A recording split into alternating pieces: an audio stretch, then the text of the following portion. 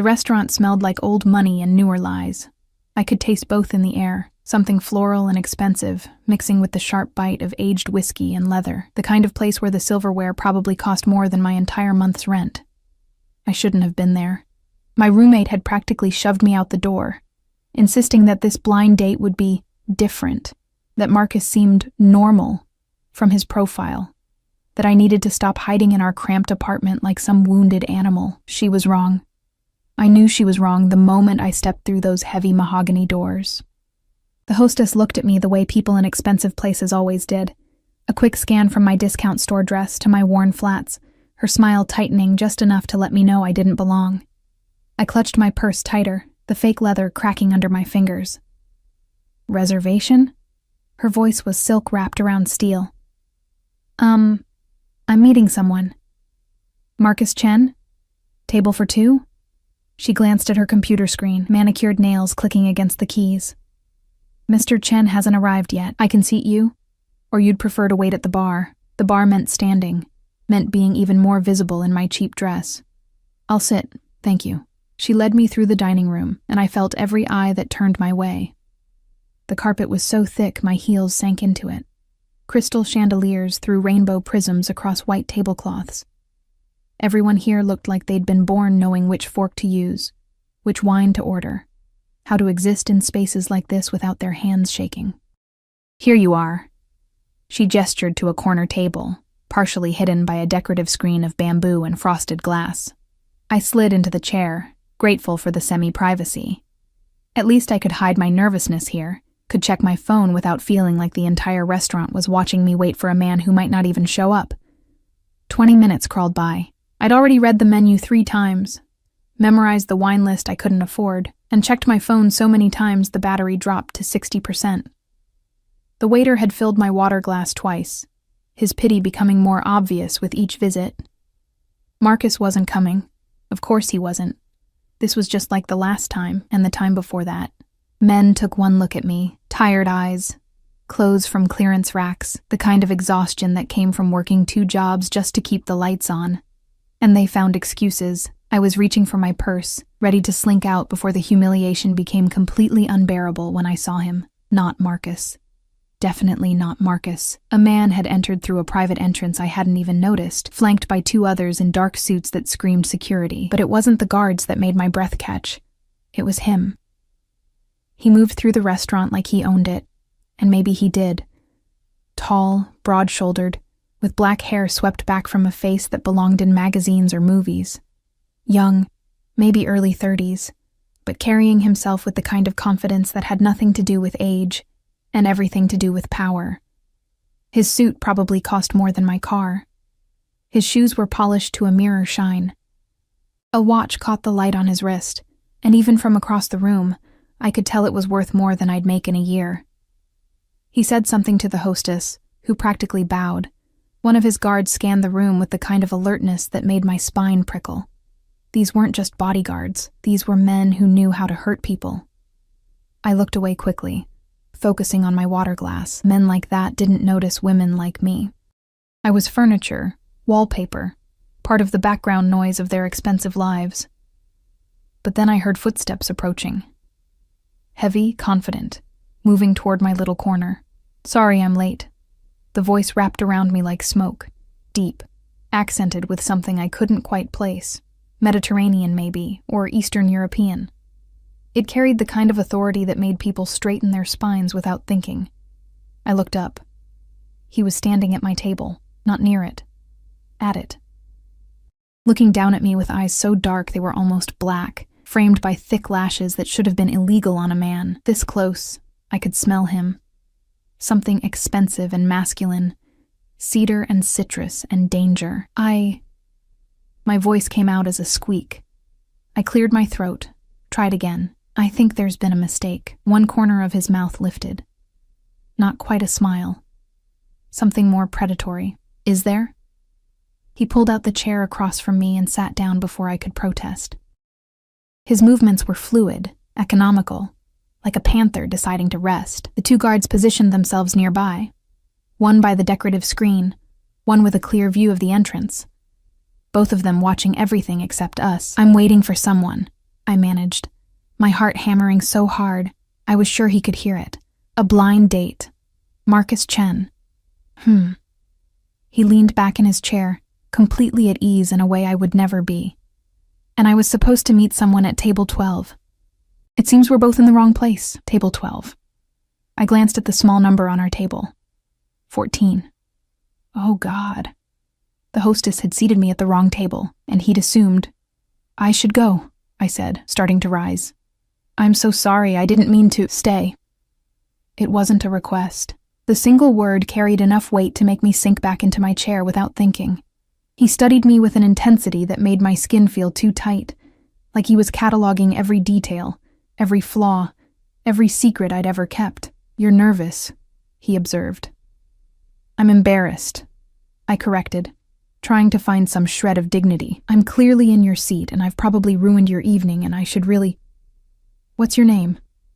The question cut through my rambling. I blinked at him. Why? Because I'd like to know the name of the woman sitting at my table. Another almost smile. Unless you prefer I keep calling you the nervous girl in the corner. Heat flooded my cheeks. Emma Richards.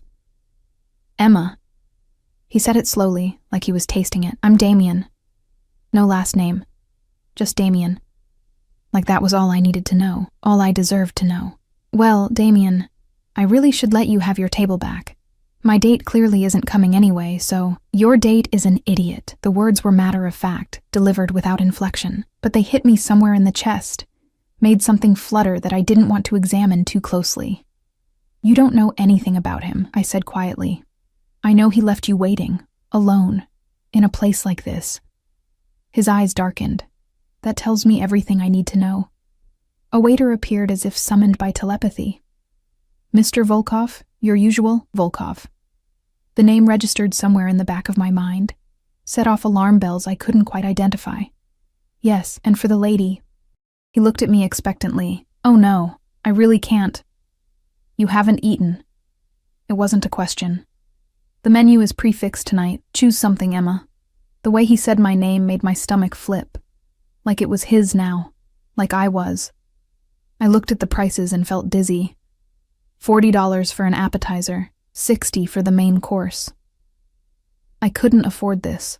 I couldn't afford to be here, sitting across from this man who radiated danger and money in equal measure. I'm not hungry, I lied. His eyes narrowed slightly. When was the last time you ate? This morning. Another lie. It had been yesterday afternoon, a granola bar between my shifts at the diner and the late-night cleaning job. He said something in another language to the waiter, rapid and commanding. The waiter nodded and disappeared. I ordered for you, Damien said. You'll eat. You can't just...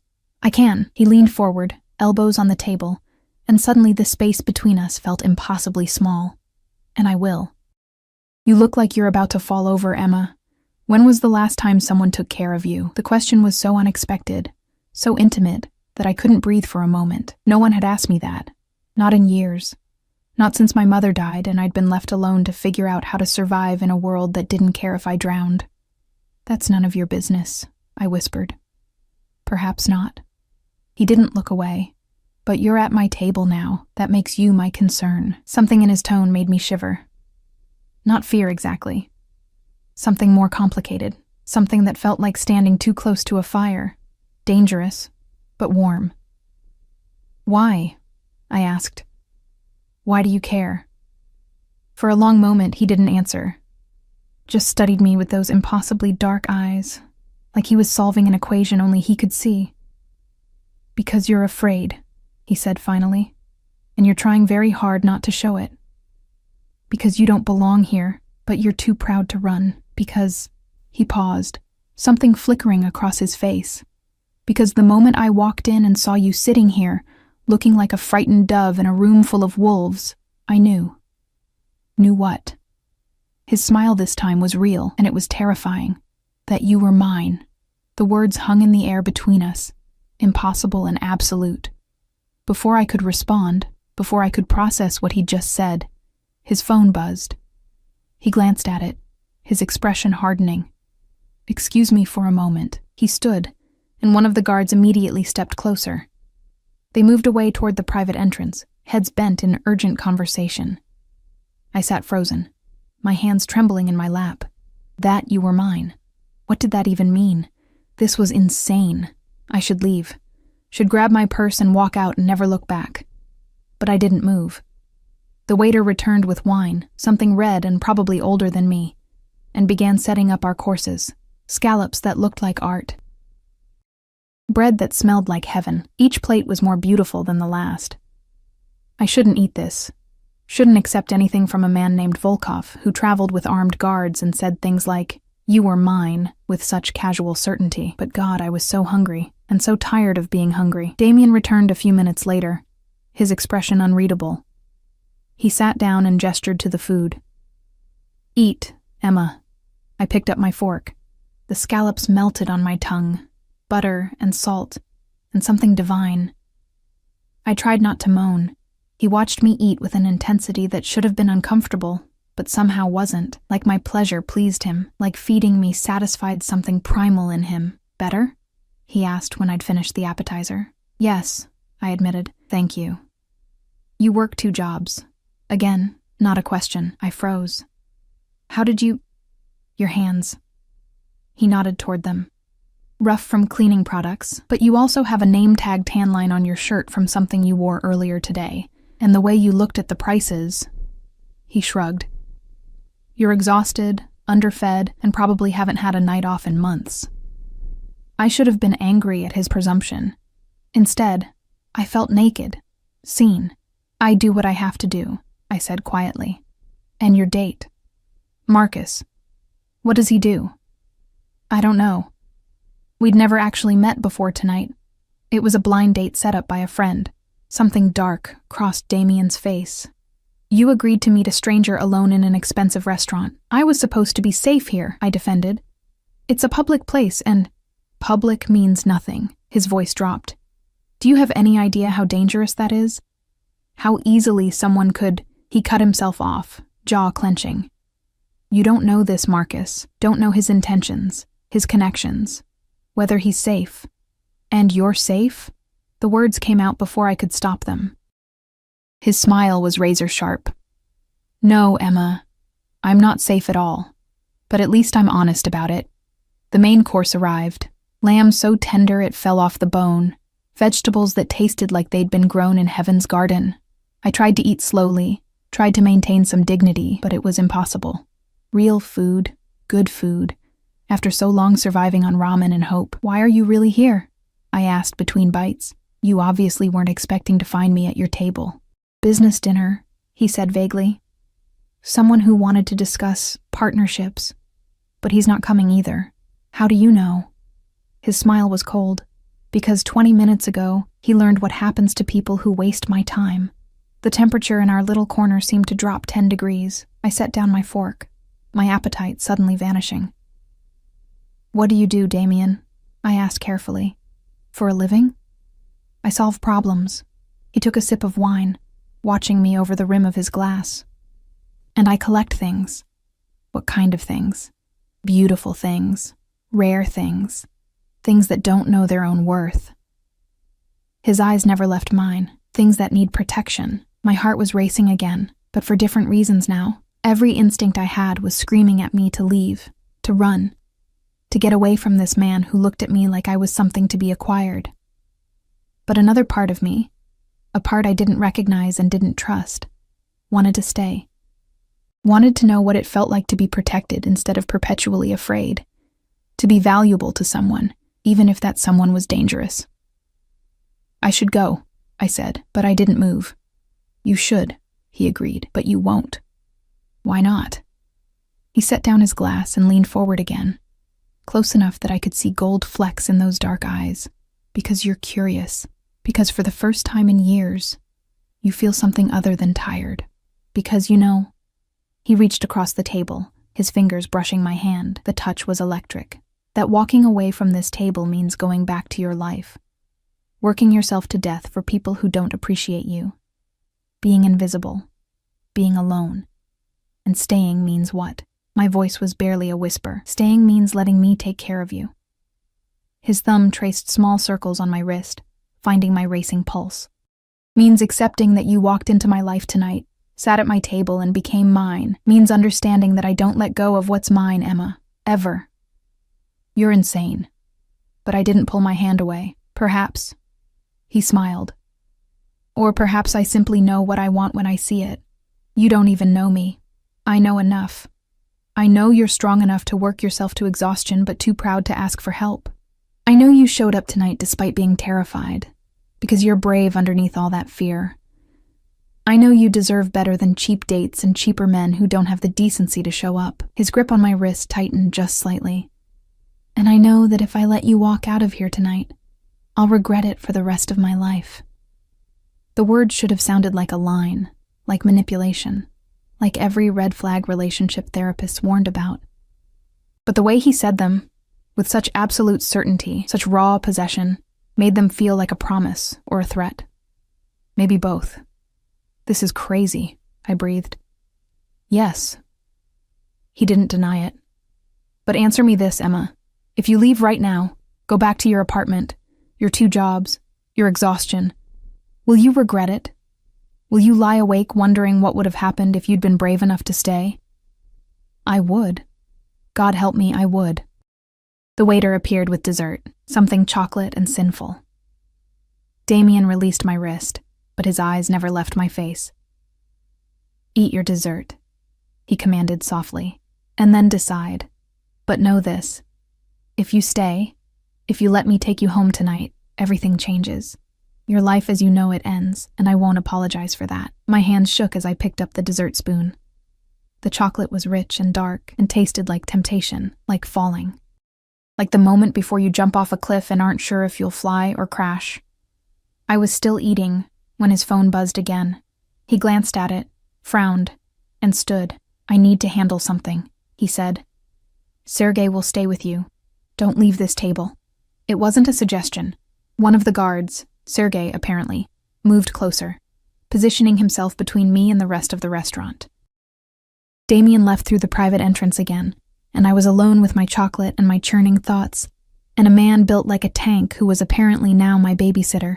10 minutes passed. 15. I'd finished the dessert and was contemplating my escape route when Damien returned. But something had changed. His expression was harder, colder. There was blood on his knuckles, just a spot, but unmistakable. He sat down and picked up his napkin, wiping his hands clean with casual efficiency. What happened? I asked, even though I wasn't sure I wanted to know. Nothing you need to worry about. He signaled the waiter for the check. Your Marcus showed up. He had to be discouraged from waiting for you. Ice flooded my veins. What did you do? Send him home with a message about respecting people's time. His smile was pleasant and absolutely terrifying. He won't be bothering you again. You had no right. I had every right. He leaned forward, and suddenly, he wasn't the charming dinner companion anymore.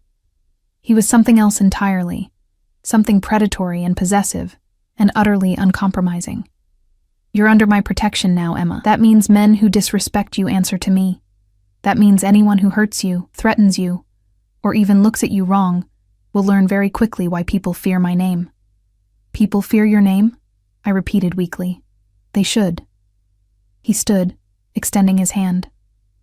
Come, we're leaving. I haven't agreed to anything. You stayed. His eyes glittered. You ate my food, drank my wine, sat at my table for over an hour. In my world, that's agreement enough.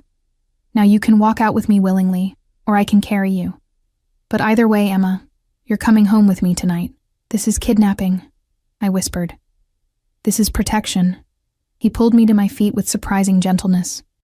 The world is dangerous, especially for beautiful women who sit at wrong tables and catch the attention of dangerous men. Lucky for you, I'm the most dangerous man in this city, which means nobody else will dare touch you. He was insane. Clearly, completely insane. And I was insane too, because instead of screaming or running or calling for help, I let him guide me toward that private entrance, his hand warm and possessive on the small of my back. The restaurant blurred around us. The other guard fell into step behind us. We moved through a service corridor and out into an underground parking garage where a black SUV waited, engine running. Mr. Volkov, the driver said, opening the rear door. Damien helped me inside. No, not helped. Placed me, like I was something precious and breakable that needed to be handled with care. He slid in beside me, close enough that our thighs touched. The door closed. The locks clicked with a finality that made my pulse spike. "Where are you taking me?" I asked, as the SUV pulled out into the night. "Somewhere safe." His hand found mine in the darkness, fingers intertwining. "Somewhere no one can hurt you. Somewhere you'll never have to work yourself to death again." "I don't understand what's happening." "I know."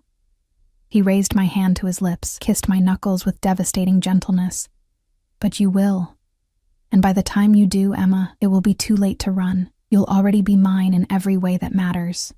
The city lights streaked past the tinted windows. I should have been terrified, should have been fighting, screaming, demanding to be let out, but all I felt was a strange, breathless anticipation, like standing on the edge of a precipice, looking down into darkness, and realizing that falling might feel like flying. Damien's thumb traced patterns on my palm, each touch sending sparks up my arm. "Sleep if you can," he murmured. "It's a long drive, and tomorrow, your new life begins."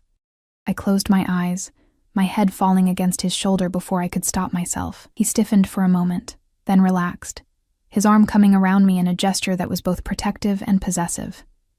This was insane. Impossible. Wrong in every way. But as the SUV carried us deeper into the night, toward a future I couldn't imagine and probably shouldn't want, I felt something I hadn't felt in years. I felt wanted, claimed, mine. Even if I didn't fully understand yet what that meant, or what price I'd have to pay for it, I woke to silk sheets and confusion. For a moment, I couldn't remember where I was. The bed beneath me was too soft, the pillows too plush. The air smelled like expensive fabric softener instead of the mildew that perpetually clung to my apartment. Sunlight filtered through curtains that probably cost more than my security deposit, casting everything in a golden glow that felt unreal. Then it all came rushing back. The restaurant. The wrong table. Damien. I sat up too quickly, my heart hammering. The room around me was massive, bigger than my entire apartment. Floor-to-ceiling windows showed a view of the city I'd never seen before, high enough that we had to be at least 20 floors up. The furniture was modern and minimalist, all clean lines and neutral colors. A door to my left stood slightly ajar, revealing marble and chrome that had to be a bathroom. I was still wearing my cheap dress from last night, now wrinkled and uncomfortable. My shoes sat neatly by the bed, placed there by someone who wasn't me. Panic crawled up my throat. What had I done? I'd gotten into a car with a stranger. No, not a stranger. Something worse. A man whose last name made waiters bow and whose knuckles had been bloodied, and who'd said people feared him like it was a simple fact. I scrambled out of bed, my feet sinking into carpet so thick it felt like walking on clouds. I needed to leave. Needed to get out before... The door opened. A woman entered, middle-aged and elegant in a crisp black uniform. She carried a tray with coffee and what looked like breakfast, her expression professionally neutral. "Good morning, Miss Richards," she said in accented English. "Mr. Volkov asked me to bring you breakfast. He apologizes for not being here when you woke. He had business to attend to." I stared at her. "Who are you?" "I'm Elena, the house manager." She set the tray on a table near the window. "Mr. Volkov has arranged for some clothes to be brought up. They should arrive within the hour. In the meantime, the bathroom is fully stocked with everything you might need." "I need to leave," I said, my voice shaking. "I need to go home." Elena's expression softened slightly. "Mr. Volkov anticipated you might feel that way. He asked me to give you this." She pulled an envelope from her pocket and handed it to me. Inside was a note in bold, masculine handwriting. "Don't run, Emma. We need to talk. I'll be back by noon. Everything you need has been provided. D." And beneath it, my apartment keys. My stomach dropped. "He took my keys?" "For your safety," Elena said carefully. "Your building isn't secure, Mr. Volkov had your locks changed this morning and posted security at your door. Your roommate has been informed that you're safe and will explain the situation when you're ready. This couldn't be happening. This was insane. I'd been here less than 12 hours and he'd already taken over my life. changed my locks, invaded my privacy. He had no right, I whispered. Elena didn't respond to that. Instead, she gestured to the breakfast. Please eat, Miss Richards. You'll feel better with food in your stomach. She left before I could argue, the door closing with a soft click. I stood in the middle of that enormous room, my hands shaking, trying to process what was happening. He'd kidnapped me. That's what this was. Dressed it up in silk sheets and expensive breakfast, but it was still kidnapping. I should call the police, should scream, should do something other than stand here feeling strangely cared for. The coffee smelled incredible. My stomach growled, reminding me that the chocolate dessert last night was the only real meal I'd had in days. The tray held eggs Benedict, fresh fruit, pastries that looked like they came from a bakery that charged by the vowel. I sat down and ate, because I was too hungry not to. Because maybe on a full stomach I could think clearly, could figure out how to escape this golden cage. The eggs were perfect. The coffee was heaven. Everything tasted like it had been prepared by someone who actually knew what they were doing, unlike the burnt toast and instant coffee that comprised my usual breakfast.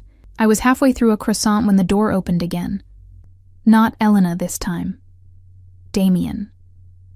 He looked different in daylight, still devastatingly handsome, but somehow more real. His suit was different from last night. Charcoal gray this time, perfectly tailored. His hair was slightly damp like he'd recently showered. He carried himself with that same predatory grace, but there was something else in his eyes as they found me.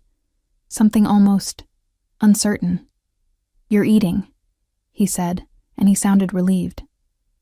"Good." "You changed my locks." I set down the croissant, my appetite vanishing. "You went to my apartment without my permission and changed my locks. I also paid your rent for the next 6 months and settled your credit card debts." He moved further into the room, closing the door behind him. "Your landlord was happy to accept my offer." The room spun. "My debts? How did you even—" "I have resources, Emma, and I use them to protect what's mine." "I'm not yours." The words came out too loud, too desperate. "You can't just decide that and expect me to go along with it, can't I?" He moved closer, each step deliberate. "You're here, aren't you? You ate my food, slept in my bed, accepted my protection. At what point does it stop being kidnapping and start being salvation?" I stood, backing away from him until I hit the window. "This is insane. You're insane. I don't even know you." "Then let me tell you." He stopped a few feet away, giving me space, but not enough. Never enough. "My name is Damien Volkov. I'm 32 years old. I was born in Moscow but raised in a dozen different cities as my father built his empire. I speak 6 languages. I don't believe in God, but I believe in loyalty, in family, in protecting what belongs to me." His eyes burned into mine. "And you belong to me now, Emma. Whether you understand that yet or not, people don't belong to other people," I said. But my voice wavered. "In my world, they do." He pulled out his phone, tapped something, and held it out to me. "Do you know what your Marcus was planning to do last night?" I looked at the screen. It showed text messages, conversations about me, about the restaurant, about how I was an easy target and desperate enough to go along with anything, plans to drug my drink, to take me somewhere private, to... I stopped reading, bile rising in my throat. "He's part of a trafficking ring," Damien said quietly, pocketing his phone. "They target vulnerable women through dating apps, promise romance, and deliver hell. You would have disappeared last night, Emma, and no one would have looked very hard for a broke waitress with no family." The room tilted. I grabbed the window frame for support. "That's why I had your locks changed," he continued. "Why I posted guards. Why I'm not letting you go back to that life. Because now that you've been seen with me, now that I've claimed you, you're a target. My enemies will assume you mean something to me. They'll try to use you, hurt you, take you." He stepped closer, his voice dropping. "And I will burn this city to the ground before I let that happen. So I'm a prisoner," I whispered. "No. You're protected." He reached out, his hand cupping my cheek with surprising gentleness. "There's a difference. I don't see one. Then let me show you." His thumb brushed my cheekbone. "Stay here today. Let me prove to you that this isn't a cage, that this is a sanctuary, that I can give you everything you've been denying yourself while you worked yourself to death for scraps. And if I still want to leave?" Something dark flickered in his eyes. "Then we'll discuss it. But give me today, Emma. One day to show you what your life could be." I should have said no. Should have demanded he take me home immediately, locks changed or not. But I looked into those dark eyes and saw something that terrified me more than his threats or his guards or his blood-stained knuckles. I saw certainty, absolute, unwavering certainty that I was his, and that he would never let me go. And God help me. Part of me wanted to surrender to it. "One day," I heard myself say. His smile was devastating. One day. He kept his distance for the rest of the morning, giving me space to shower and change into the clothes that arrived as promised. Designer labels I'd only seen in magazines. Everything in my exact size. I didn't want to think about how he knew my measurements. The bathroom was a dream. Heated marble floors, a shower with 6 different settings, products that smelled like luxury. I stood under the hot water until my skin was pink, trying to wash away the confusion and fear and strange, dangerous want that kept creeping in. When I emerged, wrapped in a towel that was softer than any clothing I owned, Elena was waiting with more options. Casual clothes, business wear, evening gowns. Everything I could possibly need. "Mr. Volkov wasn't sure of your style," she said apologetically. He erred on the side of variety. I chose jeans and a simple sweater. The most normal things I could find, though even these probably cost more than a week's wages. They fit perfectly, of course. Everything in this place was perfect, polished, designed to trap me in comfort. Damien found me in what he called the library, an entire room lined with books, leather chairs positioned by windows that showed that impossible view. I'd been staring at a first edition of something I'd only ever read in paperback, my fingers trembling at the thought of touching something so valuable. "You like to read," he said from the doorway. Not a question. He'd probably already researched every detail of my life. "When I have time," I said carefully. "Which isn't often. You'll have time now." He moved into the room and I noticed he'd changed too. Dark jeans, a black shirt with the sleeves rolled up. Less formal but somehow more dangerous, like seeing the predator without its civilized veneer. "Take whatever you want. All of this is yours now. Nothing here is mine," I corrected. "I'm just visiting." "Are you?" He picked up a book, turning it over in his hands. Hands that had been bloodied last night, protecting me from a threat I hadn't known existed. "Tell me, Emma, when was the last time you read a book just for pleasure? When did you last sleep past dawn because you could, not because you were too exhausted to wake up? When did you last eat a meal that didn't come from a microwave or a vending machine?" I didn't answer. Couldn't. "This isn't visiting," he said softly. "This is living. What you were doing before, that was surviving. Barely. I was managing," I said defensively. "You were dying." He set down the book and crossed to me, his presence overwhelming in the quiet room. Slowly, painfully, working yourself into an early grave. And for what? An apartment you can barely afford? A life where no one sees you, no one values you, no one cares if you disappear? That's not... It's exactly true. His hand caught my chin, forcing me to look at him. "I saw it last night, Emma, the way you flinched when the hostess looked at you. The way you tried to make yourself small, invisible, like you didn't deserve to take up space in that restaurant. The way you were surprised when I wanted you to stay. Tears burned behind my eyes. You don't understand. Then explain it to me." And maybe it was the gentleness in his voice, or the exhaustion finally catching up with me, or the fact that no one had asked me to explain anything in so long I'd forgotten what it felt like to be heard.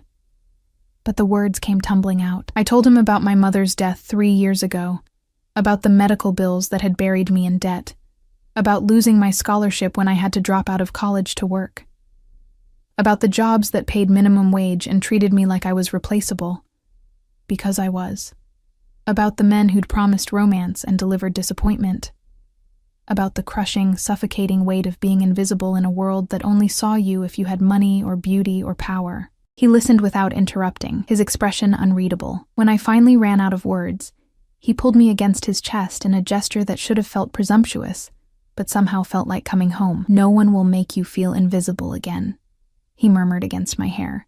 "Not while I'm alive." I should have pulled away, should have maintained distance, boundaries, self-preservation. Instead, I let myself lean into him, just for a moment. Let myself feel what it was like to be held by someone who seemed genuinely upset on my behalf. "Why me?" I asked into his shirt. Why do you care?" He was quiet for a long moment. When he spoke, his voice was rough. "My mother was like you once, young, vulnerable, alone in a world that wanted to devour her. My father found her, claimed her, protected her. She fought him at first too, thought he was crazy, dangerous, wrong. Was he?" "Yes." I felt him smile against my hair, but he loved her with everything he had.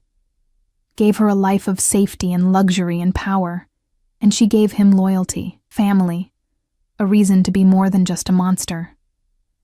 "What happened to her?" "She died when I was 15, cancer." His arms tightened around me. "My father survived her by 6 months. Couldn't live without her. Some people say he let himself be killed because existing without her was worse than death."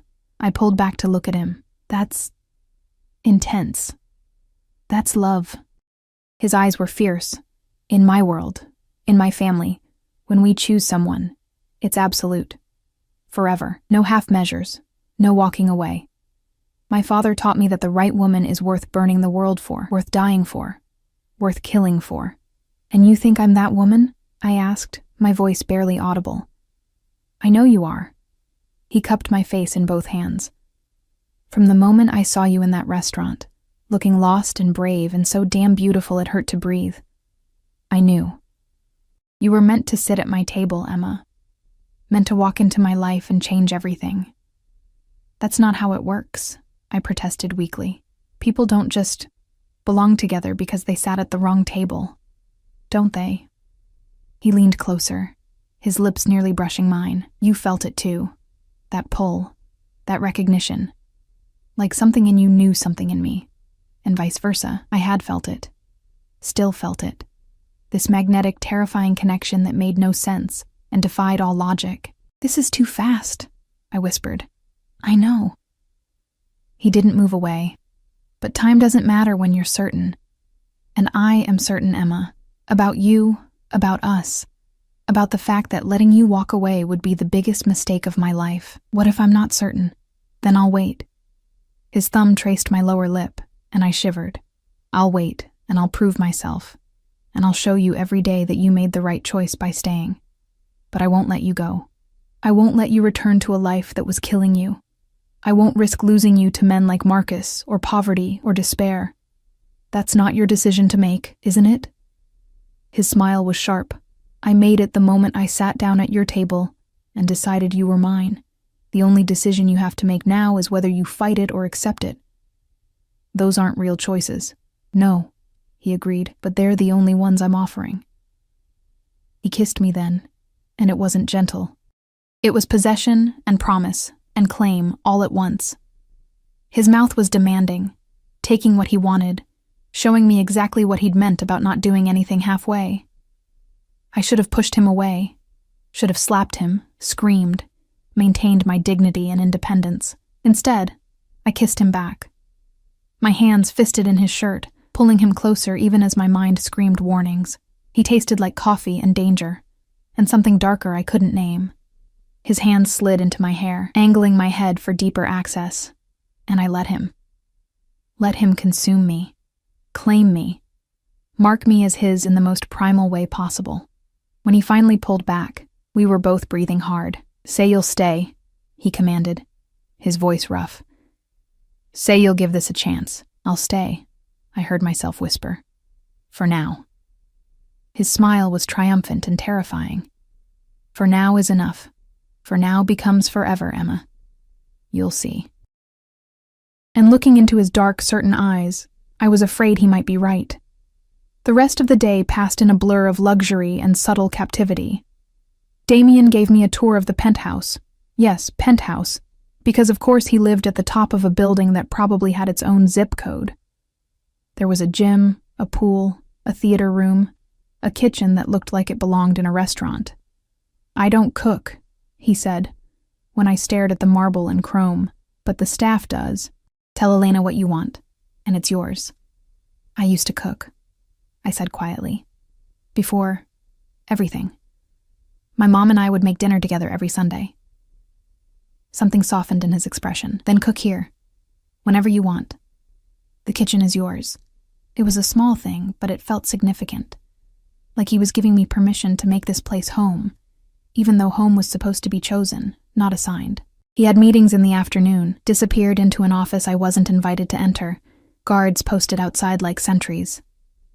I spent the time exploring, trying to understand the gilded cage I'd agreed to stay in. Every room was perfect. Every detail was expensive. It should have felt cold, sterile, but somehow it didn't. There were personal touches, photographs of what had to be his family, books in multiple languages, artwork that looked original and priceless. I found a balcony and stood in the cold December air, looking out at the city spread below like a carpet of lights and lives. Somewhere down there was my apartment, my old life, the person I'd been 24 hours ago. She felt very far away now. "You'll catch cold." I turned. Damien stood in the doorway, holding a cashmere blanket. He'd loosened his tie, and there was a tiredness around his eyes that made him look almost human. "I'm fine," I said. He came outside anyway, wrapping the blanket around my shoulders. His hands lingered on my arms, and I felt the heat of him even through the fabric. "What are you thinking about?" he asked. "How much my life has changed in one day." "Regrets?" I considered lying, then decided he'd see through it anyway. "I don't know yet." "Honest." He sounded approving. "Good. I don't want lies between us, Emma. Whatever else this is, it should be honest." "Then honestly, I'm terrified. Of me? Of this. Of how fast it's moving, of how much control you have and how little I have." I turned to face him. "Of how much I don't hate it." His eyes darkened. "You should hate it. You should be fighting tooth and nail to escape. The fact that you're not," he cupped my cheek, "that tells me everything I need to know."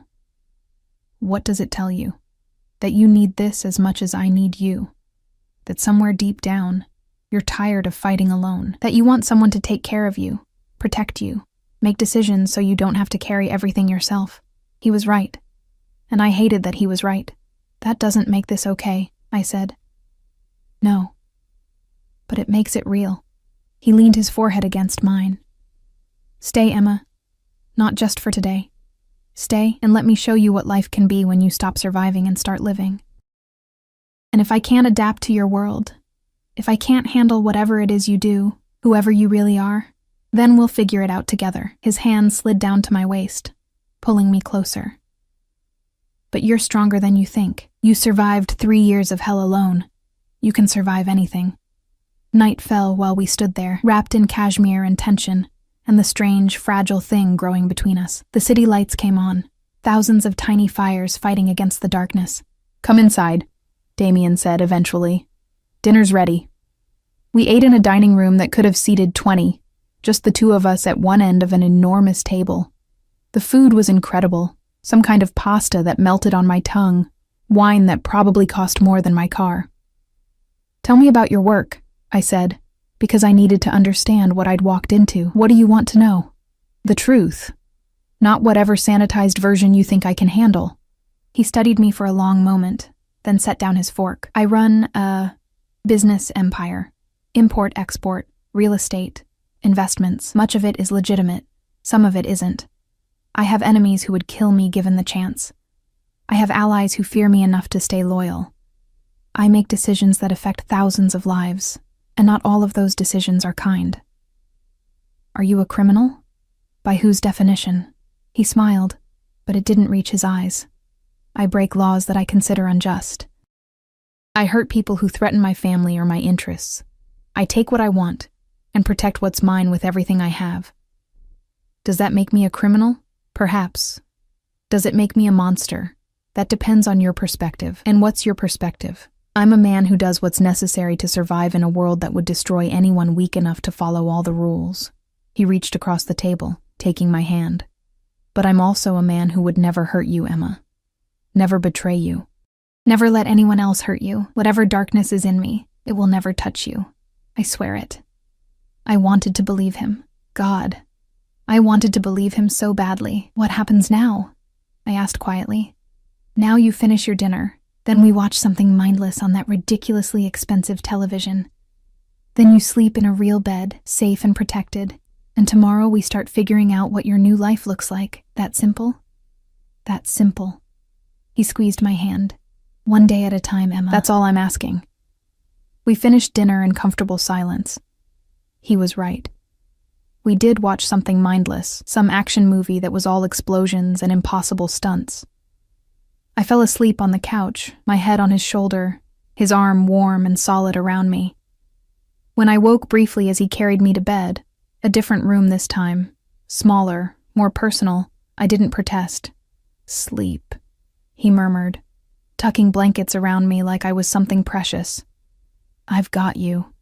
And despite everything, despite the insanity and the danger and the absolute wrongness of this situation, I felt safe. For the first time in years, I felt safe. 3 weeks. That's how long it took for my old life to become a distant memory, like a dream I'd once had about being someone else. I woke each morning in silk sheets that no longer felt foreign. I drank coffee that Elena brought with a smile that had become genuine instead of professional. I wore clothes that fit perfectly, because Damien had an eye for detail that bordered on obsessive. And every evening, I waited for him to come home from whatever dangerous business occupied his days. My heart doing something complicated in my chest when I heard his key in the lock. It was terrifying how quickly I'd adapted, how easily I'd slipped into this life of luxury and protection and carefully managed captivity, because that's what it still was, even if the bars were invisible. I wasn't allowed to leave the building without guards. My phone had been replaced with a new one, more secure, Damien had said, which I suspected meant he could track my every movement. My old friends had been quietly discouraged from contact. My roommate had moved out, the apartment I'd barely been able to afford now sitting empty because Damien owned the building and refused to rent it to anyone else. "It's yours if you want to go back," he'd said when I'd discovered this particular piece of information. "But I'd prefer you stayed here, with me." Prefer. As if I had a real choice. As if his preferences weren't commands wrapped in velvet. But the strangest part? I was happy. Not in the way I'd imagined happiness before. Not the simple contentment of a life lived on my own terms. This was something darker, more complicated. Happiness laced with fear and desire, and the constant awareness that I was playing a dangerous game with a dangerous man. I was standing in the kitchen on a Wednesday afternoon, actually attempting to bake cookies from a recipe my mother used to make, when everything changed. The guards at the elevator had been replaced. I'd noticed it when I'd gone to retrieve a package Elena had accepted earlier. Different faces, harder expressions, the kind of tension that made my spine prickle with instinctive warning. Something was wrong. I was pulling the cookies from the oven when Damien came home early. He never came home early. His schedule was rigid, controlled. Every hour accounted for with meetings and calls and whatever shadowy business kept the city afraid of his name. But here he was at 3 p.m, his expression thunderous, blood on his shirt cuff that he hadn't bothered to hide. "Pack a bag," he said without preamble. "We're leaving." My hands froze on the oven mitts. "What? Why?" "Because I said so." His voice was hard, the gentleness I'd grown accustomed to completely absent. "Now, Emma." "We don't have time for questions." Fear spiked through me. "Damien, what happened?" He crossed to me in 3 strides, his hands gripping my shoulders almost painfully. "Someone made a move against me. A stupid, desperate move, but dangerous nonetheless. This building is secure, but I'm not taking chances with your safety. We're going to one of my properties outside the city until I can handle the situation. Handle it." I looked at the blood on his cuff. "You mean kill someone?" His jaw clenched. "I mean protect what's mine. Now stop asking questions and do as I say." The command in his voice should have made me angry, should have triggered all my instincts to rebel, to assert my independence, to remind him I wasn't property to be moved around at will. Instead, I pulled off the oven mitts and headed for the bedroom because I'd learned something in these 3 weeks. When Damien used that tone, when his eyes went flat and cold, and his accent thickened with stress, people were in danger, and arguing with him wouldn't keep me safe. It would just distract him from doing whatever ruthless thing he needed to do to keep us both alive. I threw clothes into a bag with shaking hands. Practical things. Jeans, sweaters, comfortable shoes. Elena appeared in the doorway, her usually composed face tight with worry. "Miss Richards, I've packed toiletries and medications," she said, handing me a smaller bag. "Mr. Volkov wants you ready in 10 minutes. "What's happening, Elena?" She hesitated, then said quietly, "The Kozlov family. They've been challenging Mr. Volkov's territory for months. Today She swallowed. "They attempted to bomb one of his warehouses. Workers were inside. Good people." My stomach lurched. "Were they—" "Mr. Volkov got them out in time. All except one." Her eyes filled with tears, she blinked away. "Mikhail. He was young. Had a wife, a baby daughter." The cookies I'd been so pleased with suddenly felt obscene. People were dying while I played house in a gilded penthouse, pretending this life was normal. "I'm sorry," I whispered. "It's not your fault." Elena's hand briefly touched my shoulder. "But it's why you must go. The Kozlovs know about you now, know that you matter to him. They'll come for you if they get the chance." I'd known this intellectually. Damien had warned me from the beginning that being his made me a target. But hearing it now, understanding that people had died today, and I could be next, it made everything horrifyingly real. Damien appeared in the doorway, changed into black tactical gear that made him look like exactly what he was, a man prepared for violence. "Ready?" he asked. I nodded, not trusting my voice. He took my bag, his free hand finding mine. "Stay close to me. Do exactly what I say when I say it." "Understood?" "Yes." We moved through the penthouse like we were already under siege. More guards than usual lined the hallways, all armed with weapons they didn't bother to conceal. The elevator was operated by someone I didn't recognize, and we descended not to the lobby, but to an underground garage I hadn't known existed. 3 identical black SUVs waited. Engines running, security teams flanking each one. "Which one?" I asked. "All of them." Damien guided me to the middle vehicle. Decoys. Standard protocol when there's a credible threat. Inside the SUV, he positioned me in the center seat, his body between me and the window. 2 guards sat in front, another vehicle ahead of us, one behind. We pulled out in formation, moving fast through streets I barely recognized. "Where are we going?" I asked quietly. "A house in the mountains, 2 hours from here, completely off the grid. No one knows about it except my most trusted people." His arm was around me, holding me against him in a grip that was almost crushing. "You'll be safe there." "And you?" His expression was grim. "I'll stay with you tonight. Make sure you're secure. Then I have to go back and end this." "End this," I repeated. "You mean start a war?" "No. I mean finish one that someone else started." His hand cupped my face, forcing me to look at him. "The Kozlovs killed one of my men today, Emma. A good man with a family who depended on him. They did it to send a message, to show they're not afraid of me. And now I have to send a message back. One that ensures no one ever makes that mistake again. How many people will die? As many as necessary. No hesitation. No remorse. This is my world, Emma. This is what I meant when I said I'd do what's necessary to survive. The Kozlovs drew first blood. Now I finish it, or I look weak. And weakness in my world is death. I wanted to argue. Wanted to tell him there had to be another way. That violence only bred more violence. That surely there was a solution that didn't involve killing. But I looked into his eyes and saw something that made the words die in my throat. He was afraid. Not for himself. For me. Every ruthless decision, every brutal plan, it all came back to keeping me safe. I'd become the thing he protected above all else.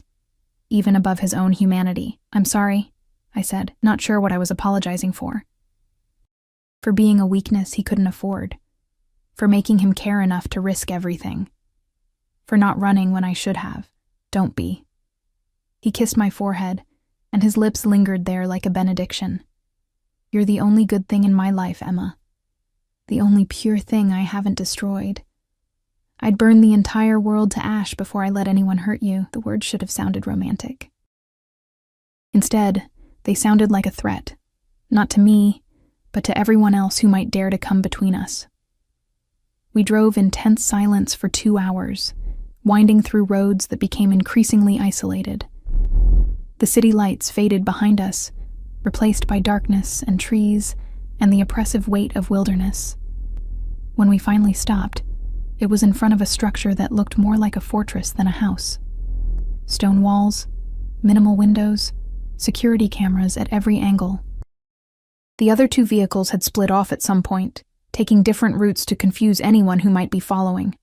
Inside, the house was surprisingly warm, modern amenities hidden behind rustic decor, a massive fireplace already lit, casting everything in flickering shadows. Damien did a sweep of every room before he let me settle. Guards were posted at every entrance, security systems armed, escape routes planned. "You'll stay here until I tell you it's safe to return," he said, pulling weapons from hidden compartments I hadn't known existed. Guns, knives, communication equipment. "Anton and his team will protect you. They're the best I have." "When will you be back?" 2 days, maybe 3. He was checking his weapons with practiced efficiency, his movements sharp and controlled. "The Kozlovs have a compound outside the city. I'll hit them there, cut the head off the snake before they can regroup. You're going to kill them." Not a question. "Yes." He didn't look up from the gun he was loading. "All of them who participated in today's attack. I'll leave the young ones, the ones who weren't involved. But the leaders, the soldiers who planted that bomb, they're already dead. They just don't know it yet. I should have been horrified, should have begged him not to go, to find another way, to be better than this cycle of violence. Instead, I said, 'Come back to me.'" He froze. Then he set down the gun and crossed to me in 2 strides, his hands framing my face with a gentleness that contradicted everything else about this moment. "Always," he promised. "No matter what happens, no matter what I have to do, I will always come back to you." He kissed me then, and it tasted like goodbye and desperation, and something that might have been love if we'd met in a different world, under different circumstances. When he pulled back, his eyes were dark with something I couldn't name. "I need you to understand something," he said quietly. "What I'm about to do, it's brutal, merciless, the kind of thing that will make the news, make people afraid, make my enemies think twice before they ever threaten what's mine again. And when I come back to you, I'll have blood on my hands that won't wash off. I'll be the monster people whisper about in dark corners." "I know," I whispered. "And you're still going to be here when I get back?" He sounded almost vulnerable. "You're not going to look at me differently, see me as the killer I am?" I thought about lying, about saying the right thing, the thing he wanted to hear, but he'd asked for honesty between us, so I gave him truth. "I don't know," I admitted. "I don't know how I'll feel when you come back covered in blood and death. I don't know if I can live with loving a man who solves problems with violence. But I know," I took a shaky breath, "I know that I'll be here, because walking away from you scares me more than staying, because I've already fallen too far to climb back out. Because you're right. I am yours. Even if I don't fully understand what that means yet." His expression shifted through a dozen emotions.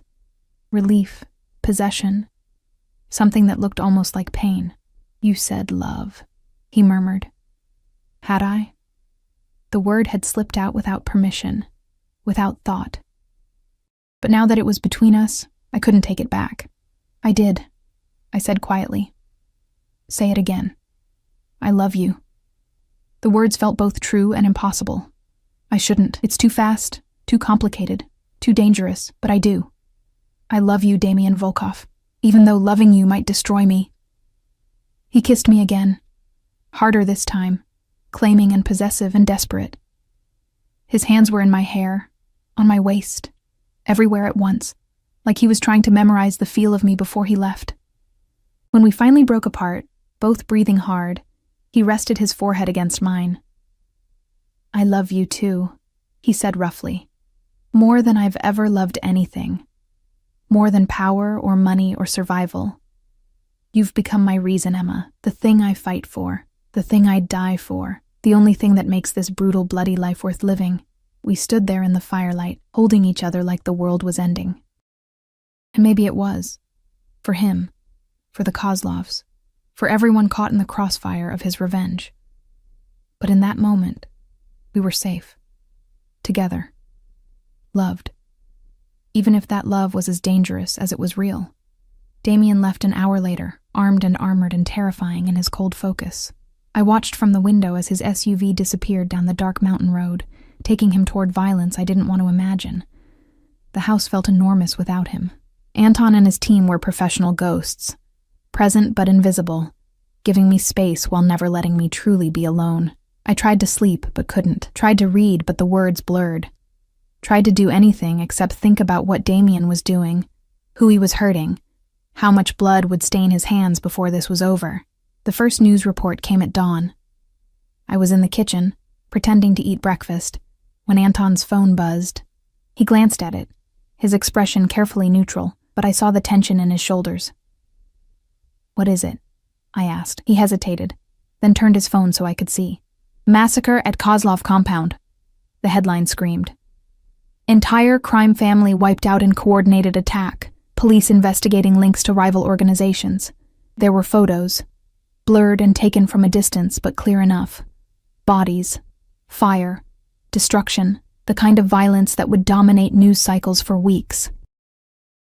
And somewhere in that chaos was Damien, doing exactly what he'd promised. My hands shook as I set down my coffee cup.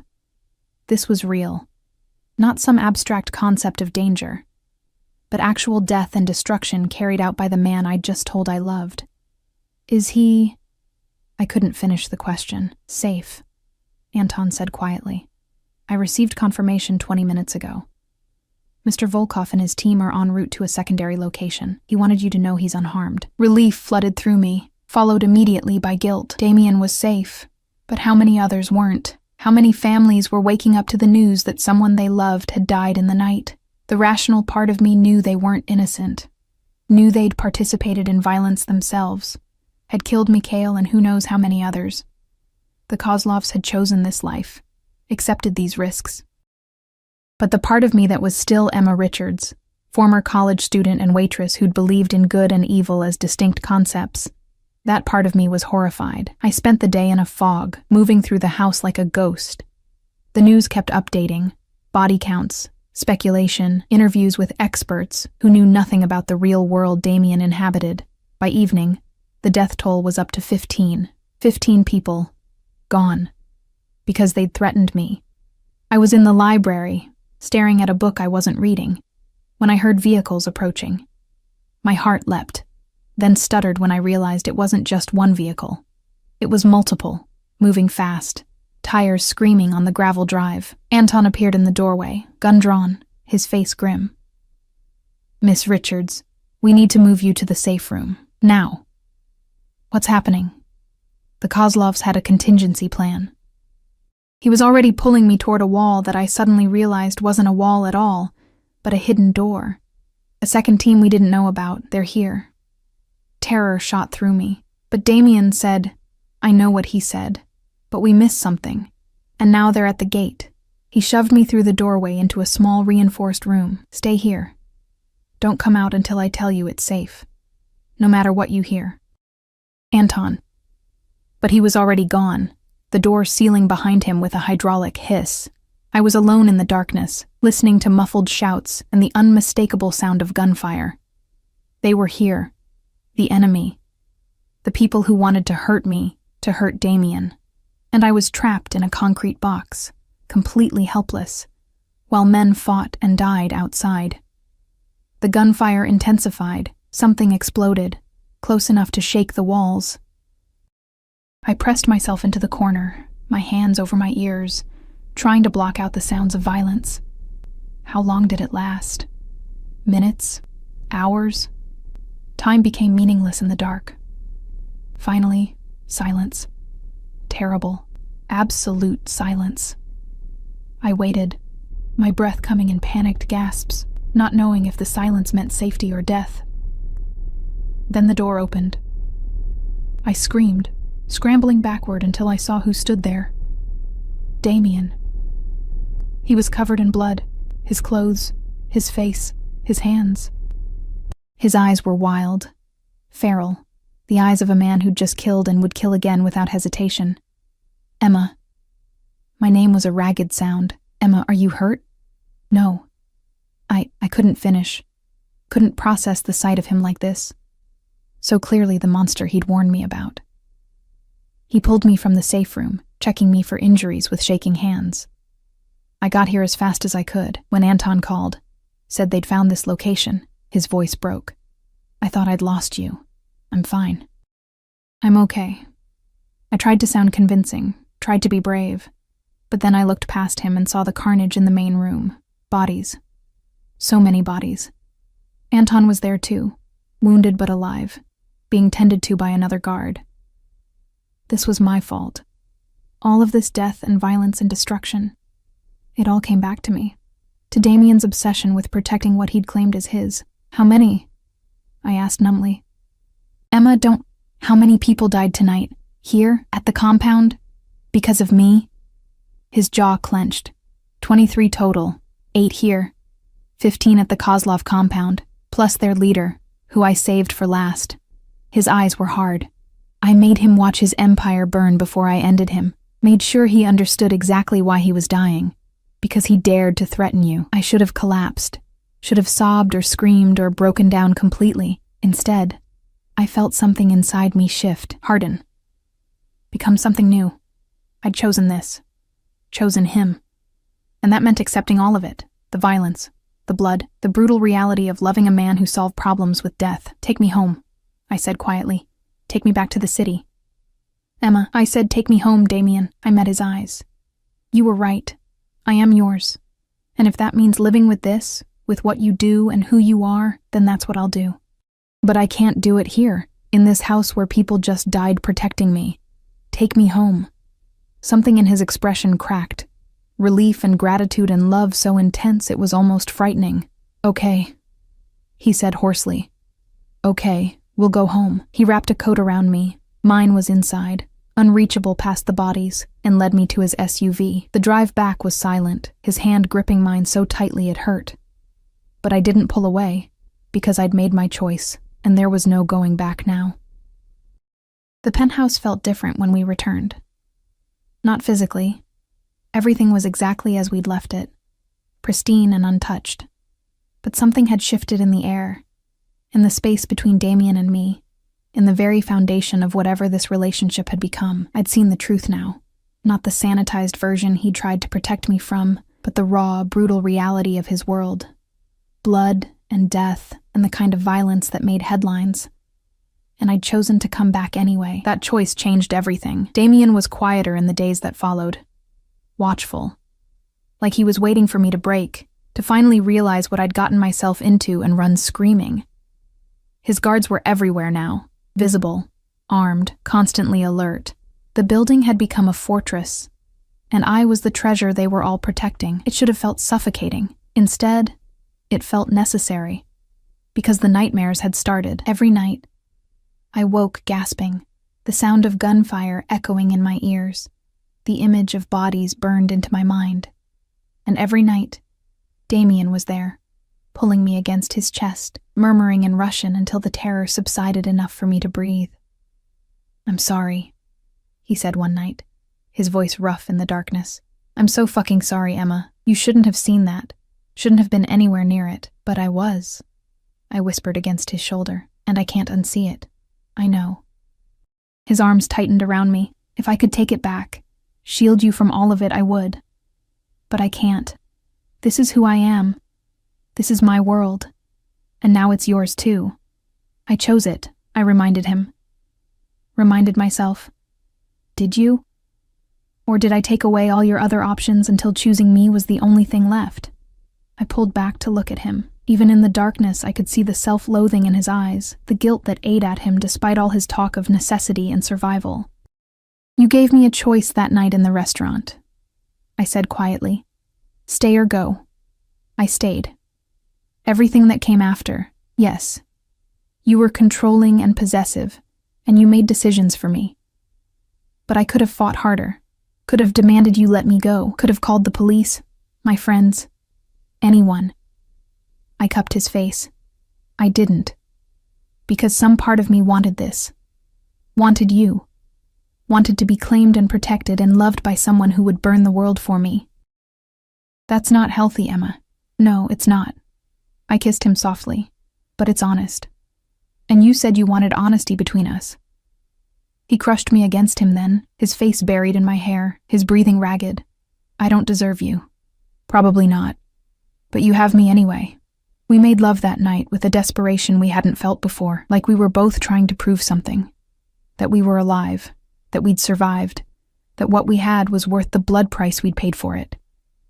His hands were gentle despite the violence they'd committed. His kisses were reverent despite the death on his conscience. And when he whispered my name like a prayer, I answered with his like an absolution. Afterward, lying tangled in silk sheets, his fingers tracing lazy patterns on my spine, he said, I need to tell you something. My stomach tightened. Nothing good ever followed those words. Okay. The Kozlovs weren't the only threat. They were just the most immediate. He sat up, pulling me with him, so we were facing each other in the darkness. My world has layers, Emma. Enemies I've made over years of building my empire. Rivals who see any weakness as an opportunity. And you. He touched my face. You're both my greatest strength and my greatest weakness now. So, what are you saying? I'm saying that what happened at the mountain house won't be the last time someone tries to use you against me. I'm saying that this life, our life, will always have this element of danger, always. His eyes were intense, and I need to know if you can live with that. Really live with it. Not just survive it, but accept it as the price of being with me.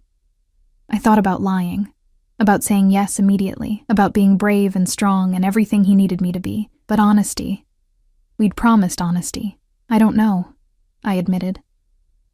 3 weeks ago, I was a waitress worried about rent and student loans. Now I'm... what? A mob boss's girlfriend? His prisoner? His obsession? I laughed, but it came out bitter. I don't even know what to call myself in your world. You're mine, he said simply. That's all that matters. Not the labels, not the definitions, just that you belong to me and I belong to you. And if that's not enough, if I wake up one day and realize I can't do this anymore, his expression went cold, then we'll have a problem. A problem. I studied him. Would you let me go? The silence stretched between us, heavy with unspoken truths. No, he finally said. I wouldn't. I can't. You're too deep in my world now, Emma. You know too much. You've seen too much, and more than that. His hand slid to the back of my neck, possessive and gentle at once. I love you too much to let you walk away. Even if you hate me for it. I should have been terrified, should have recognized this for the toxic, dangerous obsession it was. Instead, I felt something settle in my chest. A strange kind of peace. Because at least it was honest. At least he wasn't pretending this was a fairy tale where I could leave whenever I wanted. He was showing me exactly what this was. A beautiful, brutal cage that I'd walked into willingly and would never walk out of. Then I guess I better learn to live with it, I said quietly. His relief was palpable. I'll make it worth it. I swear to you, Emma. I'll give you everything you could ever want. Everything except freedom, and if all I want is you, then you already have everything. He kissed me again, sealing the twisted bargain we'd just made. And somewhere in the back of my mind, I heard my old self screaming warnings I chose to ignore. Life settled into a new rhythm after that night. Damien took steps to integrate me into his world properly, not just as the woman who lived in his penthouse, but as someone who belonged there, someone who mattered. First came the meetings with his inner circle. Men who'd known him for years, who'd fought beside him, who controlled various pieces of his empire. They looked at me with undisguised curiosity at first, trying to figure out what made me special. What hold I had over a man who'd never shown interest in a serious relationship before. Victor was the first to warm up to me.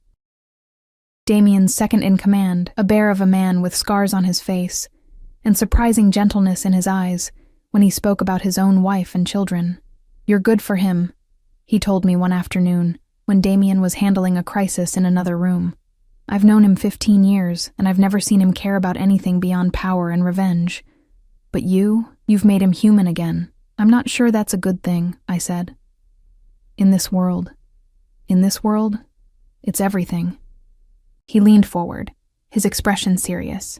"A man with nothing to lose is dangerous. But a man with something to protect? He's unstoppable. You've given Damien a reason to build instead of just destroy. Don't underestimate the power of that." Then came the questions about my past, my family, my education. Damien wanted to know everything, and not just for security reasons. He seemed genuinely interested in the person I'd been before him, the dreams I'd abandoned when my mother died.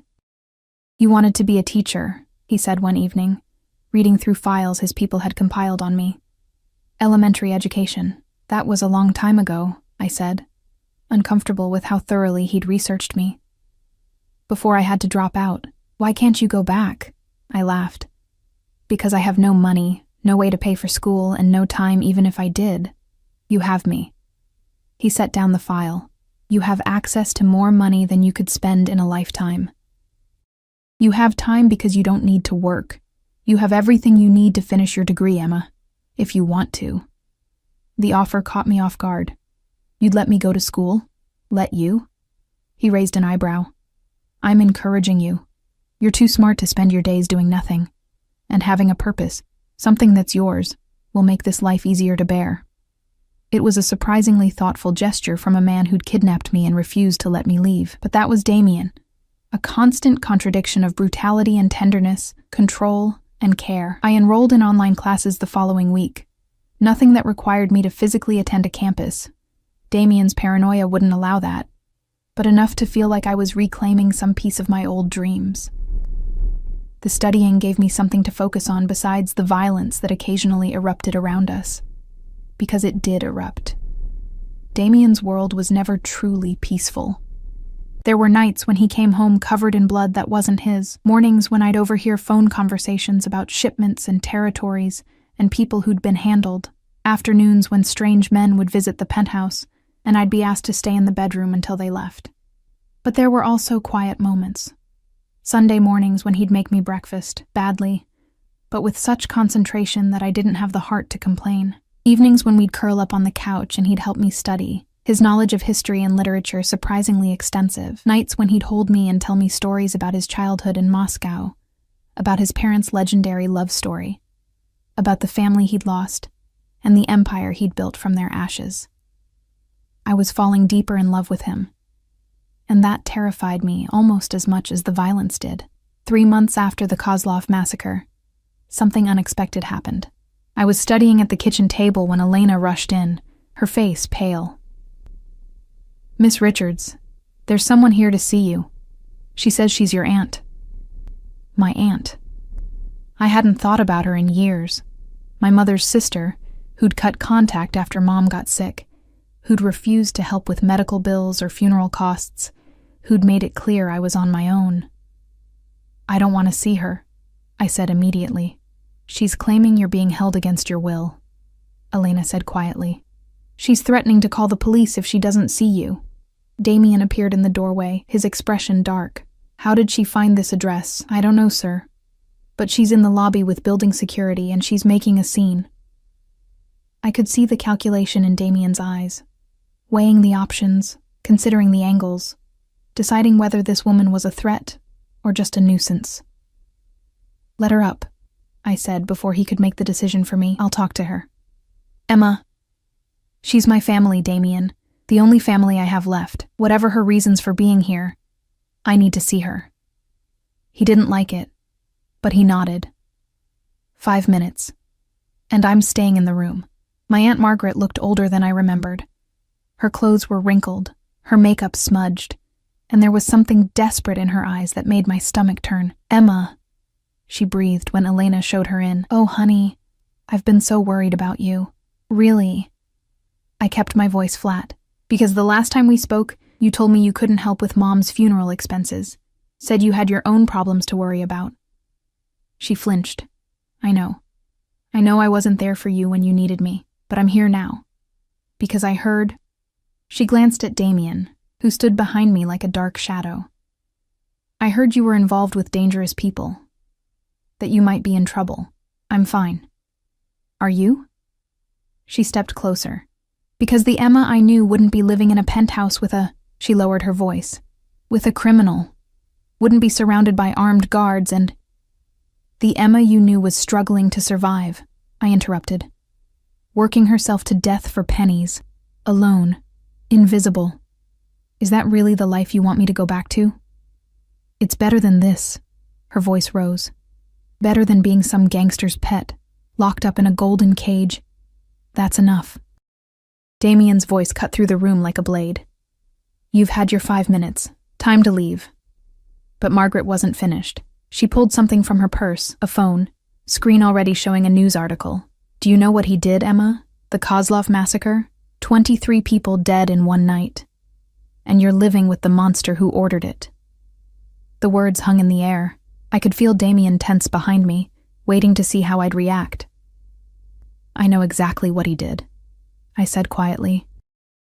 "And why he did it. Those people tried to kill me, Aunt Margaret. They bombed a warehouse, murdered an innocent man, and came after me because I mattered to Damien. He protected me. He eliminated the threat, and yes, it was brutal and violent and everything you're thinking, but I'm alive because of it. That doesn't make it right, right?" I laughed, and it came out harsh. "You want to talk about right? Where were you when Mom was dying, when I was drowning in medical bills and funeral costs and student loans? Where was your sense of family responsibility then?" I stepped closer to her. "You didn't care about me until you thought you could profit from my situation somehow. So tell me, what do you really want? Money? Is that why you're here?" Her face flushed. "How dare you? How much?" Damien's voice was cold. "How much to make you disappear and never contact Emma again?" Margaret's mouth opened, closed, opened again. "I don't..." "Everyone has a price." He pulled out his phone. "Name yours." The desperation in her eyes was answer enough. She wasn't here out of concern. She was here because she'd somehow learned about Damien's wealth and saw an opportunity. 50,000, she whispered. "Just to help me get back on my feet. That's all." Damien laughed. A cold, cruel sound. "You think your niece's peace of mind is worth 50,000? That's insulting." He tapped something on his phone. 100,000. Wired to your account right now. In exchange, you sign papers saying you will never contact Emma again. Never claim any relationship with her. Never speak about her to anyone. Ever. Break this agreement and I'll know, and you don't want to know what happens then. Margaret's hands shook as she stared at the phone. 100,000? Take it or leave it. You have 10 seconds to decide. I'll take it. The words tumbled out. "I'll sign whatever you want." Damien gestured to Elena, who'd been standing quietly in the corner. "Get the papers. Our legal team has them ready." Of course they did. He'd anticipated this somehow, prepared for it like he prepared for everything. 15 minutes later, Margaret was gone. $100,000 richer and legally prohibited from ever being part of my life again. I stood at the window, watching the street below, feeling strangely empty. "I'm sorry," Damien said quietly behind me. "For what? Buying off my only living relative?" I turned to face him. "You probably did me a favor. She was never really family anyway. Not where it counted. Still, you deserved better than that. I deserve you." The words came out before I could stop them. "Flawed and violent and possessive as you are, you've been more family to me in these few months than she ever was. You protect me, care for me, see me. That's more than anyone else has done in years." He pulled me against his chest, his arms wrapping around me like he could shield me from everything painful in the world. "You'll never be alone again, Emma. I promise you that." I believed him. Because Damien Volkov was many things. Criminal, killer, monster. But he kept his promises, even the dangerous ones. That night, lying in bed with Damien's heartbeat steady under my ear, I realized something fundamental had shifted. I wasn't pretending anymore, wasn't telling myself this was temporary, that I'd eventually find a way back to my old life. That life was gone, burned away by the man who held me like I was his most precious possession. And I was okay with that. More than okay. I was happy. It was a twisted, complicated, morally questionable happiness, but it was real. "What are you thinking about?" Damien murmured, his fingers tracing patterns on my shoulder. "How much I've changed," I admitted. 3 months ago, I would have been horrified by everything about this life. The violence, the control, the way you've taken over every aspect of my existence. But now I can't imagine being anywhere else. With anyone else. I propped myself up to look at him. Does that make me broken? That I've adapted so quickly to something that should terrify me? It makes you a survivor. His hand cupped my face. You've spent your whole life adapting to circumstances beyond your control. This is no different. You're doing what you need to do to survive. Except this time, survival looks like silk sheets and security instead of minimum wage and exhaustion. Is that all this is? Survival? No. His thumb brushed my cheek. This is love. Complicated, messy, probably unhealthy love. But love nonetheless. Probably unhealthy? I laughed. Damien, this is the textbook definition of an unhealthy relationship. And yet you're smiling. I was. Despite everything, despite the blood and the violence and the moral compromises I'd made, I was genuinely happy. "I love you," I said. "Even though I probably shouldn't, I love you," he replied. "Even though I definitely don't deserve you." We fell asleep like that, wrapped around each other, two broken people who'd found something twisted and beautiful in each other's damage.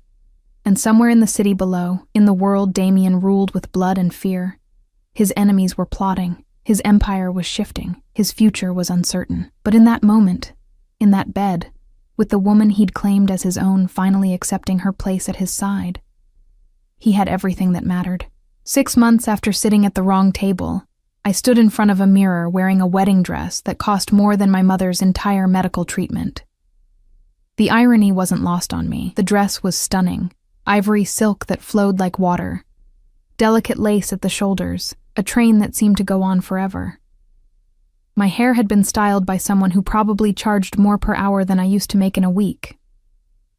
Diamonds glittered at my throat and ears, gifts from Damien that came with their own security detail. I looked like a princess, felt like a prisoner playing dress-up. "You're beautiful, Miss Richards," Elena said softly, adjusting my veil. "Mr. Volkov won't be able to breathe when he sees you." Miss Richards. In a few hours, I'd be Mrs. Volkov. Emma Volkov. The name of a woman who'd chosen to marry a monster because she'd fallen in love with the man underneath. The wedding had been Damien's idea, of course. Sprung on me 2 months ago with the same absolute certainty he brought to everything else in his life. "Marry me," he'd said. Not a question. Never a question with him. "Why?" I'd asked, genuinely curious. "We're already living together. I'm already yours in every way that matters. What difference does a piece of paper make?" His answer had been simple and devastating. "Because I want the world to know you're mine. Because I want legal claim to you in every jurisdiction that recognizes marriage. Because when my enemies look at you, I want them to see not just my woman, but my wife. And because..." He'd paused, something vulnerable flickering in his eyes. "Because you deserve to be more than just the woman I keep in my penthouse. You deserve my name, my ring, my vows. You deserve everything, Emma." I'd said yes. Not because I felt I had a choice.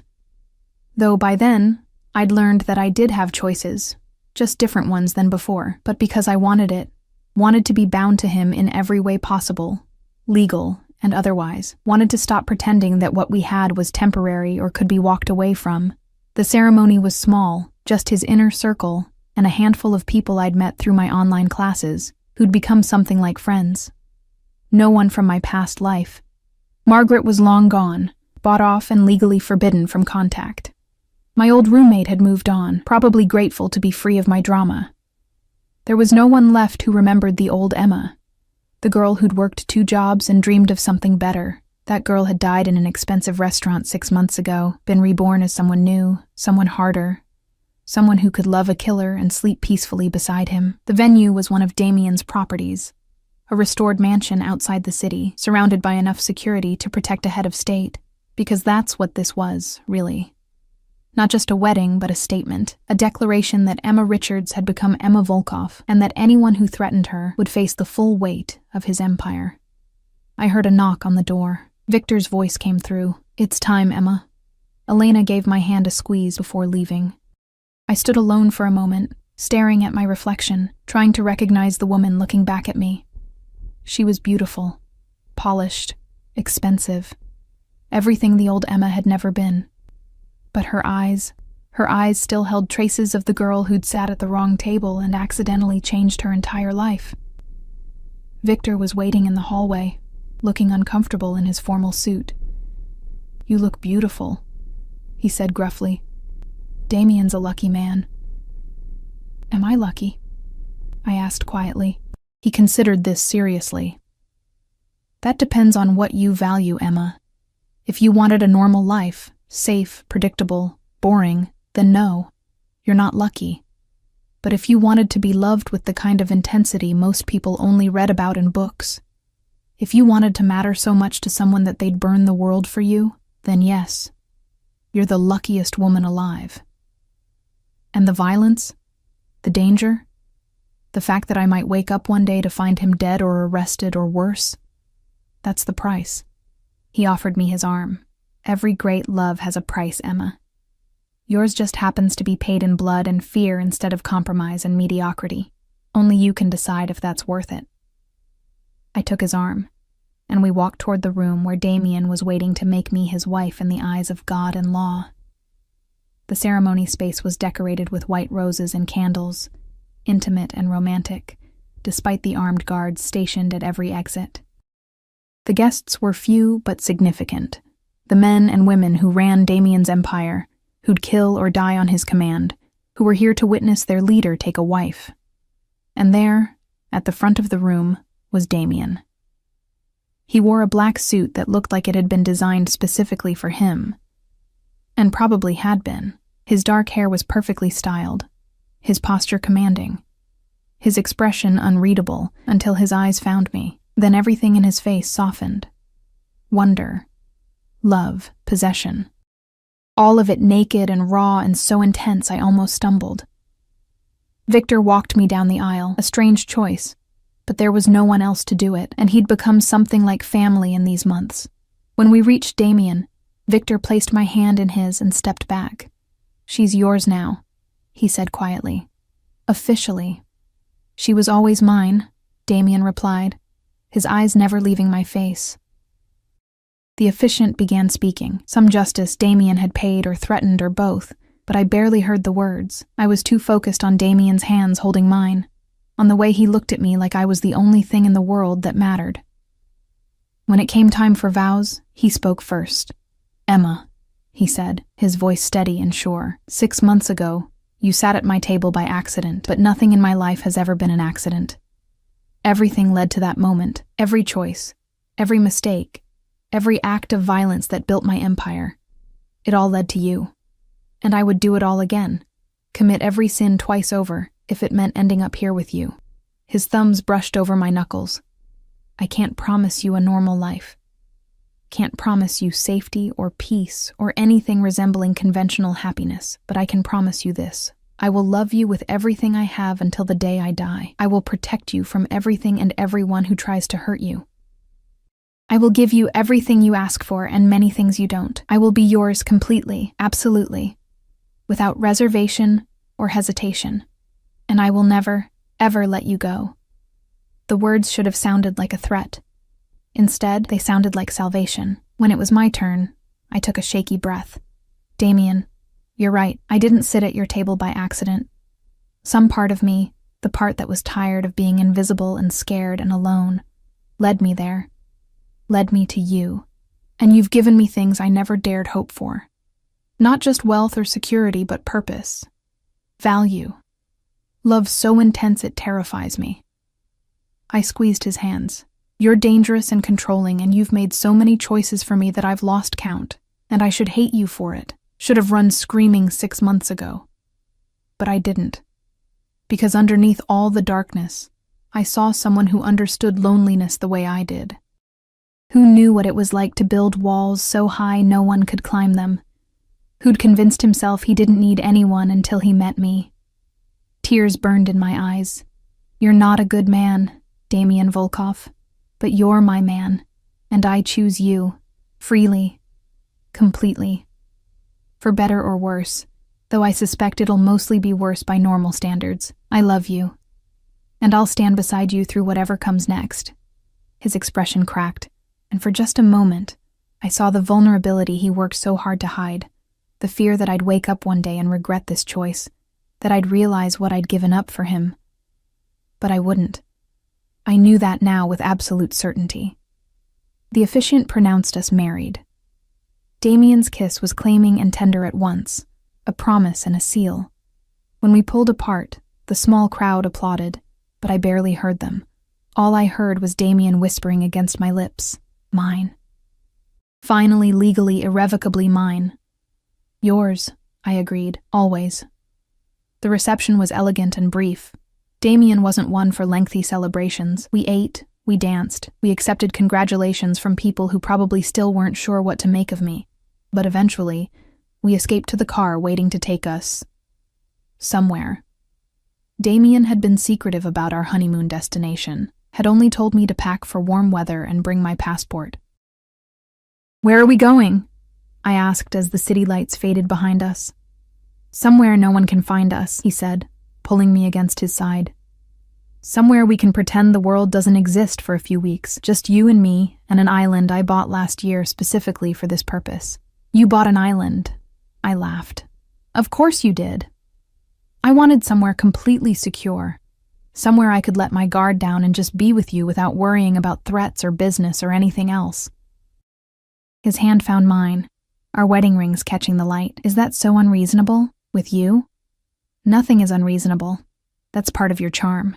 We flew to the island on his private jet. Because of course he had a private jet. The flight took hours, but I slept most of the way, my head on Damien's shoulder, exhausted from the emotional weight of the day. When we landed, it was to tropical heat and the sound of waves. The house waiting for us was beautiful. Modern architecture that somehow blended with the natural landscape, floor-to-ceiling windows showing endless ocean, complete privacy from the rest of the world. It's perfect, I breathed. You're perfect, he corrected, carrying me over the threshold like we were in some romantic movie. Everything else is just window dressing. That first night as husband and wife, we made love slowly, reverently, like we were memorizing each other. His hands mapped every inch of my skin. My lips learned every scar on his body. And there were many, each one a story of violence survived. We were gentle with each other in a way we hadn't been before, like marriage had given us permission to be vulnerable, instead of just passionate. Afterward, lying tangled in sheets with moonlight streaming through the windows, Damien said, I need to tell you something. My stomach clenched. Nothing good ever followed those words. Okay. I'm getting out. I propped myself up to look at him. Out of what? The dangerous parts of my business. The parts that put you at risk. His hand traced patterns on my hip. I've been planning it for months, since the Kozlov situation, moving money into legitimate enterprises, distancing myself from the violent operations, building something that won't get you killed. Damien. Let me finish. He sat up, pulling me with him. I can't change who I was, can't erase the blood on my hands or the empire I built on violence. But I can change who I become, for you. For the life we're building together, for the children I hope we'll have someday. Children. The word hung in the air between us. You want children? I asked carefully. I want everything with you, Emma. A real marriage, not just a legal arrangement. A family. A future that's more than just surviving each threat as it comes. His eyes were intense. I want to be better than my father was. Want to give my children a life where they don't have to watch their mother die young from the stress of this world. Where they don't have to become monsters to survive. I thought about what that would mean, raising children in this world, even a sanitized version of it. Teaching them about their father's past, about the violence that had built their privileged life. wondering if they'd be safe, if Damien's enemies would ever truly let him go. "It's risky," I said quietly. "Everything about us is risky." He cupped my face. "But I think we're worth the risk, don't you?" I did. God help me, I did. "Then yes," I said. "Yes to children and futures and building something real. Yes to all of it." His smile was devastating. "Thank you." "For what?" "For seeing past what I am to what I could be. For loving me anyway.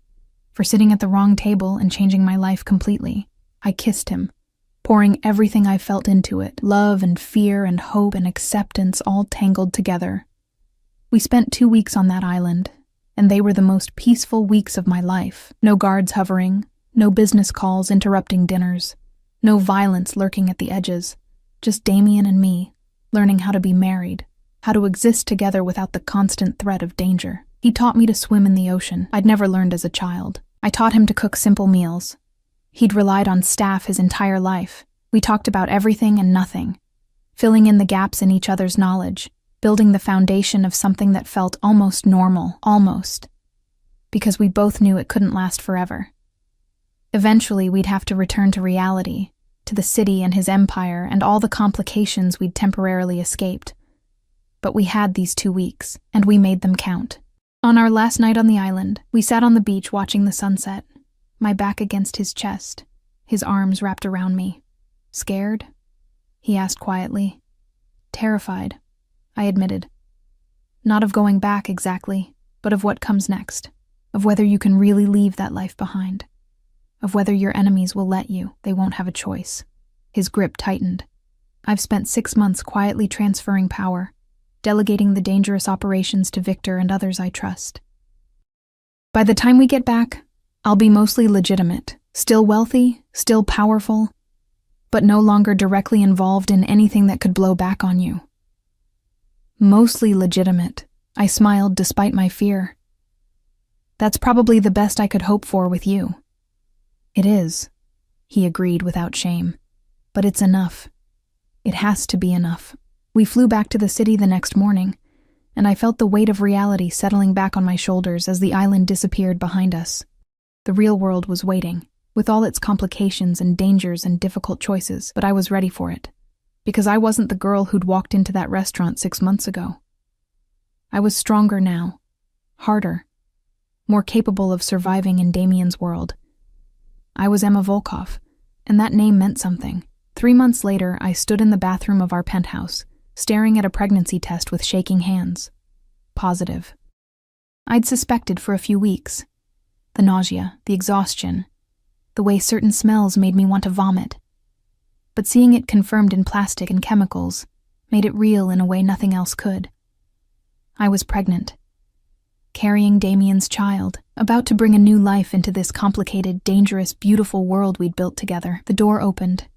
Damien stood there, still in his suit from whatever business meeting he'd just come from, his expression shifting from concern to understanding as he saw what I held.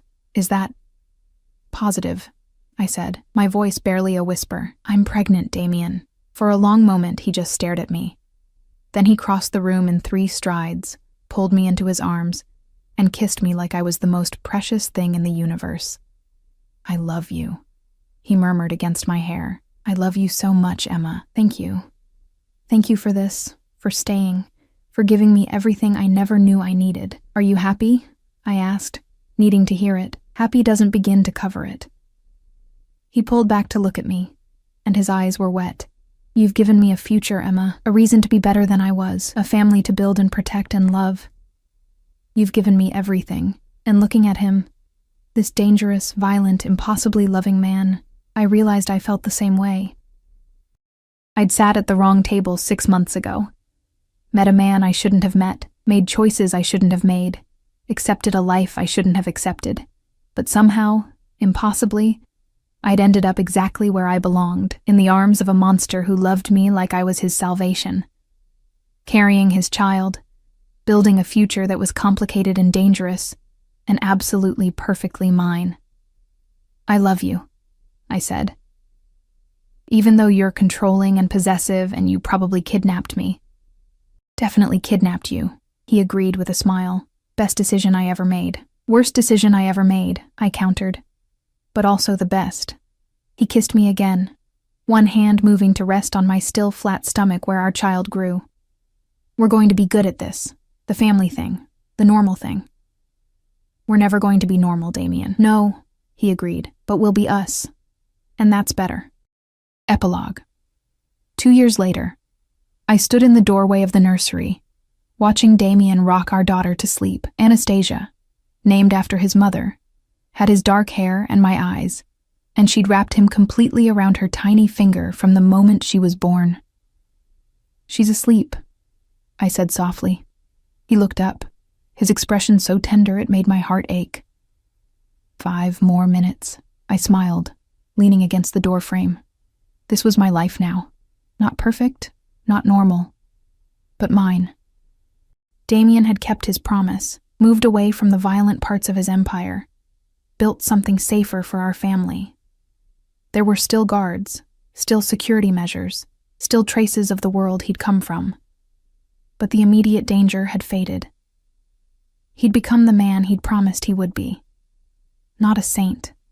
He'd never be that, but a father who loved fiercely, a husband who protected completely, a man who'd chosen family over empire. And I'd become someone I never imagined I could be. Strong enough to survive in his world, brave enough to build a life in it, wise enough to know that love didn't have to be perfect to be real. Finally, Damien laid Anastasia in her crib, kissed her forehead, and came to me. His arms wrapped around me from behind as we both watched our daughter sleep. Any regrets? He asked quietly. About sitting at the wrong table? About staying when I should have run? About marrying you and having your child and building this insane life together? I turned in his arms to look at him. Not a single one. Good. He kissed me softly.